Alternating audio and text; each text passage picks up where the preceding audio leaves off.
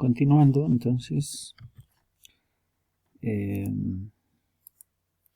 daño mitocondrial. Las mitocondrias son unas organelas intracelulares muy importantes, contienen su propio DNA, heredadas por parte de línea materna, y bueno, son, como se dice, la fábrica de intracelular, ¿no? Generan sobre todo ATP. Tras el aumento de calcio intracelular, las especies reactivas de oxígeno o radicales libres que producen estrés oxidativo, daño de la membrana celular, de las bicapalipídicas igual que de la mitocondria, van a generar alteraciones en la función mitocondrial, van a aumentar la permeabilidad mitocondrial, lo que se llama transición de la permeabilidad mitocondrial con salida de hidrogeniones y otros componentes. Esto va a culminar en ¿qué? Incapacidad para generar ATP. Si no hay energía, no hay proceso de síntesis. Si no hay síntesis, no hay capacidad de mantener funciones normales de la célula, por ende, no podemos estar en homeostasis. No solo van a salir sustancias como estas que hemos mencionado, también algunas otras de la cadena respiratoria como las citocromo C y otras proteínas que funcionan como proteínas proapoptóticas que activan unas enzimas que se llaman caspasas y que van a culminar en apoptosis o muerte celular, por ejemplo, donde están localizadas entre la membrana interna y externa mitocondriales. En este espacio están localizadas estas, entonces van a salir. El aflujo de calcio intracelular. El calcio intracelular es muy escaso en el citoplasma, 0,1 micromoles por litro es la concentración de calcio que existe, micromoles, muy baja. Sin embargo, en condiciones de alteración de la homeostasis, en el marco de una necrosis en este caso, el calcio intracelular va a aumentar incluso hasta 1,2 milimoles, ya no micromoles sino milimoles. ¿De dónde viene este calcio? Puede ser por daño de la membrana celular que el calcio afluye desde el extracelular al intracelular. Sin embargo, recordemos que el calcio también se almacena en el retículo endoplasmático liso en las mitocondrias, por ende, tras lesionarse sus membranas, sus bicapas lipídicas de estas organelas, va a aumentar el calcio citosólico a las concentraciones que hemos mencionado. El calcio libre va a activar a proteínas endonucleasas, que va a afectar el DNA, proteasas, tanto a las proteínas estructurales de membrana y peor, citoesqueleto, a las fosfolipasas que van a empezar a degradar los fosfolípidos de membrana, ATPasas, mayor disminución de ATP. Entonces, todo va en función al daño de las membrana celular y de las organelas. Radicales libres del oxígeno se acumulan. Cuando se acumulan, hablamos también de estrés oxidativo.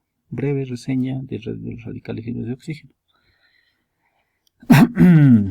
Un radical libre es una molécula inestable, altamente reactiva. Se define como aquel átomo que tiene impares o desapareados los electrones en su último orbital electrónico, como en este caso aquí le falta uno. Y bueno, para poder dejar de ser estables, para estabilizarse, entonces requieren reducirse con un electrón de otro átomo. Este átomo es un antioxidante que le dota de un electrón para que esta molécula deje de ser altamente inestable. Bueno, entonces los radicales libres son esos átomos inestables cuyos electrones están desapareados en su último orbital electrónico. Y los antioxidantes son aquellos que le brindan estabilidad al donarle un electrón. Los reducen. Bien. Como nosotros utilizamos el oxígeno para nuestro metabolismo, fundamentalmente para producir energía, entonces formamos radicales libres derivados del oxígeno. ¿Cuáles son estos radicales libres derivados del oxígeno? El anión superóxido, intensamente dañino, el peróxido de hidrógeno y el radical hidroxilo u oxidrilo. Además también especies reactivas del oxígeno, donde se producen fundamentalmente las mitocondrias. Tras que procesos inflamatorios, radiación, fármacos, periodos de isquemia y luego de nuevo aflujo de sangre, reperfusión sanguínea, pero eso ocasiona lesión, como vamos a ver luego. Tenemos entonces mecanismos formadores de radicales libres por un propio metabolismo, ¿de acuerdo? Y mecanismos que evitan el daño de los radicales libres, fundamentalmente vitaminas, las famosas vitaminas antioxidantes,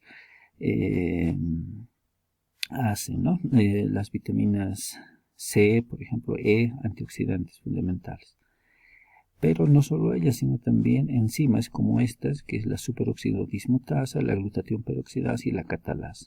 Superóxido dismutasa, como dices, en las mitocondrias, convierte el anión superóxido en peróxido de hidrógeno. La glutatión peroxidasa, igual a las mitocondrias, convierte el hidroxilo y el peróxido de hidrógeno en agua y oxígeno. Y la catalasa fundamentalmente actúa sobre el peróxido de hidrógeno, convirtiendo en agua y oxígeno. Todo lo que podamos metabolizar de nuestra dieta o lo que puede ingresar a nuestro organismo tras su metabolismo en el retículo endoplasmático liso, por ejemplo, el sistema de las enzimas P450, metabolismo de fármacos o metabolismo normal, va a generar radicales libres. La producción de radicales libres y los mecanismos que eliminan los radicales libres deben estar en equilibrio. Hay maneras de producir anión hidroxilo utilizando hierro en la famosa reacción de Fenton, o en presencia de hidrogeniones y peróxido de hidrógeno igual formar anión hidroxilo, que es parte de una especie reactiva del oxígeno. Ambas se denomina reacción de Fenton, reacción de Haber-Weiss. Formamos radicales hidroxilos. Fuentes de radicales libres, como hemos mencionado, el metabolismo propio, ¿no? Fuentes ambientales, consumo de cigarrillos, contaminantes externos, luz ultravioleta espontáneamente puede formar radicales libres, radiaciones ionizantes, las relacionadas con plantas de energía nuclear, rayos X incluso, cualquier otro tipo de radiación que ioniza las moléculas. Xenobióticos, fármacos, una dieta muy abundante en proteínas, en calorías, etc. Todo eso va a producir radicales libres. Los radicales libres tienen mecanismos de lesión celular. 3 son los mecanismos de lesión celular: peroxidación lipídica, modificaciones oxidativas de las proteínas y lesión o modificaciones en el DNA. Básicamente, oxidación de una de las bases, la timina, oxidación de la timina y por ende rotura y lesión del DNA. Esta es la peroxidación lipídica. En este extremo podemos ver membrana celular indemne, fosfolípidos, bicapa lipídica, proteínas transmembrana, efecto de los radicales libres del oxígeno. El efecto es en cascada, no va a parar hasta el final, hasta que llegue a estabilizarse las moléculas. Y daña las proteínas, daña la capa de lípidos, va fragmentando estas moléculas de fosfolípidos y se van separando, por así decirlo. Pues son fosfolípidos oxidados, como dice. En las proteínas dijimos modificaciones oxidativas de las proteínas, bicapa lipídica, proteínas de superficie, proteínas transmembrana. Todos los subrayados son los efectos proteicos de los dañinos de los radicales libres del oxígeno. Fragmentación de las proteínas, enlaces cruzados entre proteínas que no deberían existir, formación de puentes disulfuro donde antes no lo habían, por ejemplo, enlaces cruzados entre lípidos y proteínas, una alteración de la bicapa lipídica, como hemos mencionado, pueden oxidar aminoácidos de manera independiente o pueden formar enlaces cruzados entre lípidos. Entonces, vean que el daño de los radicales libres en la membrana celular afectando su estructura, su función también van a ser bastante notorios. Daños en el DNA, dijimos oxidación de la timina, rotura del DNA, se rompe el DNA y como hay daño en el DNA, la lesión, si no es reparada, tiene que activarse la apoptosis y morir la célula. Si no lo hace, puede ir acumulando estas lesiones, estos daños oxidativos en el DNA, y por ende, si son aceptados, pueden aceptar estas mutaciones y pueden ser causantes de muchas enfermedades, envejecimiento, cáncer u otras enfermedades inmunológicas, etc. Nosotros vamos a observar radicales libres también dentro de las células inflamatorias, macrófagos, polimorfonucleares, sintetizados por estas enzimas mieloperoxidasa, nicotina, adenin, fosfato oxidasas, y todas que forman radicales libres del oxígeno. ¿Para qué? Para que dentro del fago lisosoma puedan destruir microorganismos. Los mecanismos antioxidantes, pues como aquí están encerrados en amarillo, enzimáticos y no enzimáticos. No enzimáticos, vitaminas C, E, por ejemplo. O enzimáticos, catalasa, superóxido dismutasa, que utilizan cofactores metálicos, cobre, zinc, manganeso, por ejemplo. Entonces están localizados unos en el citosol, otros en las organelas, otros son incluso extracelulares. Tienen diferente ubicación. Cuando existe un desequilibrio entre la producción de radicales libres y los mecanismos antioxidantes a favor de mayor producción de radicales libres, hablamos de estrés oxidativo. Ese desequilibrio donde hay mayor producción de radicales libres que vencen a nuestros sistemas antioxidantes que hemos mencionado, la célula entra en estrés oxidativo. Y el estrés oxidativo es el daño que ocasionan los radicales libres en las estructuras moleculares de la célula, las tres que hemos mencionado. Defectos de la permeabilidad de la membrana. Todos estos daños nos van a ocasionar alteraciones en la permeabilidad de la membrana. Y bueno, la membrana dijimos que fundamentalmente sirve ¿para qué? Para mantener un equilibrio de las concentraciones intracelulares en relación a las concentraciones extracelulares de sustancias osmóticas, iónicas, eléctricas, etcétera, para que la célula funcione y esté en homeostasis. La homeostasis se ha alterado, estamos en un estado de anormalidad.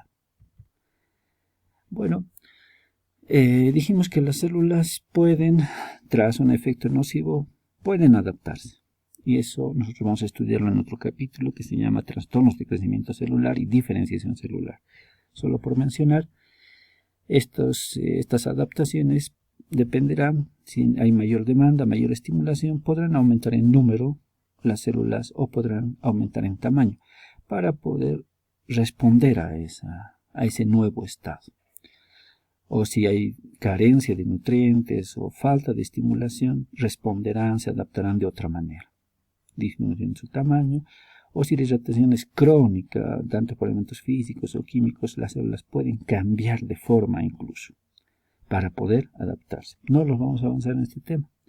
Hay que considerar que no todo es o es que se adaptan o es que llegan a lesión reversible, y si no, pues hacen lesión irreversible o muerte, sino que también pueden estas lesiones, estas alteraciones metabólicas prolongarse a través del tiempo.